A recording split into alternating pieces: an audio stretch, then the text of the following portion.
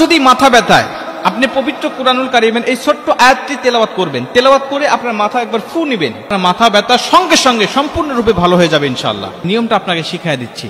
আপনি মনে করেন আপনার যখন মাথা ধরবে তখন আপনি লা ইউসাদ্দাউনা আনহা ওয়ালা ইউনজিফুন, আপনি প্রথমে একবার বিসমিল্লাহ পড়বেন।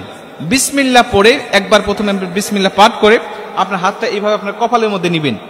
কপালের মধ্যে নিয়ে আপনি একটু চাপ দিবেন, 2 চিপে আপনি চাপ দিবেন। চাপ দেওয়ার পরে আপনি বলবেন লা ইউসাদ্দাউনা আনহা ওয়ালা ইউনজিফুন।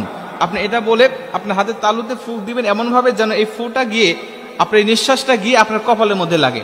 লা ইউসাদ্দাউনা আনহা ওয়ালা ইউনজিফুন, এভাবে আপনি ফু দিবেন। এভাবে আপনি 7 বার পাঠ করবেন।